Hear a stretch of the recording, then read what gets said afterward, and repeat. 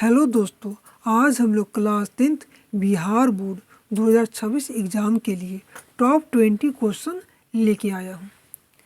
वो आपका सब्जेक्ट है सामाजिक विज्ञान यानी एसएसटी। ठीक है, किसका? तो इतिहास यानी हिस्ट्री का चैप्टर 1। चैप्टर 1 क्या है? यूरोप में राष्ट्रवाद। दोस्तों इससे लगभग 5 ऑब्जेक्टिव हर साल पूछता है। तो चलिए स्टार्ट करते क्वेश्चन पे। पहला क्वेश्चन आपका क्या कह रहा है? रक्त और लौ नीति का अवलंबन किसने किया? तो पहला है ए, बी, सी और डी। तो इसका आंसर क्या आ जाएगा दोस्तों? सी। ठीक है, 20 मार्क। अब आते हैं दूसरा क्वेश्चन। दूसरा क्वेश्चन आपको क्या बोला है कि फ्रांसीसी क्रांति कब हुई?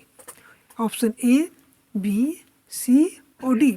तो फ्रांसीसी क्रांति दोस्तों आप जानते हैं 1789 ईस्वी को हुआ था। अब आती है तीसरा नंबर क्वेश्चन। मेजनी का संबंध किस संगठन से था? पहला ए, बी, सी, डी। तो आपको पता होगा दोस्तों ये इसका संबंध था कार्बोनरी से। अब आइए चौथा क्वेश्चन। चौथा क्वेश्चन क्या कर रहा है?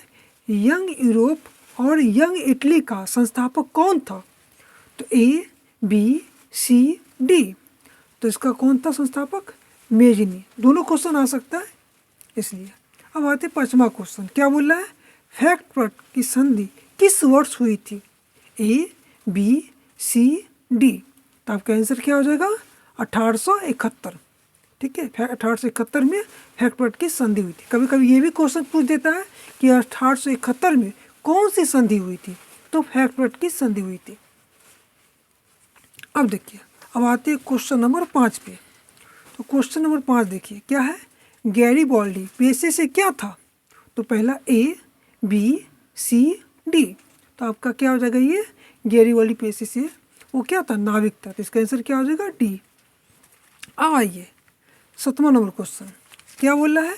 काउंट काबूर को विक्टर इमैनुअल ने किस पद पर नियुक्त किया? ए, बी, सी, डी। तो आपका आंसर क्या हो जाएगा इसका? सी, प्रधानमंत्री पे। अब आते हैं 8वां नंबर क्वेश्चन। 8वां नंबर क्वेश्चन क्या कह रहा है? जर्मन राइन राज्य का निर्माण किसने किया था? ए, बी, सी, डी। इसका आंसर दोस्तों क्या हो जाएगा? नेपोलियन बोनापार्ट ने। दोस्तों इस क्वेश्चन को आपको सीधा याद कर लेना है अच्छा से। अब आइए 9 नंबर। यूरोप वासियों के लिए किस देश का साहित्य एवं ज्ञान विज्ञान प्रेरणा स्रोत रहा? ए, बी, सी, डी। यूनान का। क्या हो जाएगा इसका आंसर? यूनान यानी बी हो जाएगा इसका आंसर। अब आते हैं क्वेश्चन नंबर 10। क्या बोला है? 1829 की एसपी की एरियानोपुल की संधि किस देश के साथ हुआ था? तो इसका आंसर क्या हो जाएगा दोस्तों? तुर्की। किसके साथ? तुर्की। और इसमें कौन से देश के साथ हुआ था? तो तुर्की और रूस के साथ हुआ था। अब आते हैं 11वां नंबर क्वेश्चन दोस्तों। अब 11वां नंबर क्वेश्चन क्या कह रहा है कि जलवेरिंग संबंधित था किससे? ए, बी, सी और डी। तो इसका आंसर क्या हो जाएगा दोस्तों? जलवेरिंग जो है वो व्यापारियों से संबंधित था। दोस्तों आप कहिएगा कि आप जल्दी जल्दी खाली ए, बी, सी, डी कह रहे हैं और आंसर क्या आपको बहुत इसको सीधे रटना है, याद करना अच्छा से। अब देखिए क्वेश्चन नंबर 12। क्या बोला है? इटली तथा जर्मनी वर्तमान में किस महादेश के अंतर्गत आते हैं? तो आपका आंसर क्या होगा? ए, बी, सी और डी। तो इसका आंसर होगा दोस्तों यूरोप, क्योंकि इटली और जर्मनी जो है यूरोप में आता है। आते क्वेश्चन नंबर 12। क्या बोल रहा है? फ्रांस में किस शासन वंश की पुनः स्थापना वीना कांग्रेस द्वारा की गई थी? ए, बी, सी या डी। इसका आंसर होगा दोस्तों बुर्बो वंश। क्या हो जाएगा? बुर्बो वंश। ये आपको याद करना है। अब आते हैं 14 नंबर।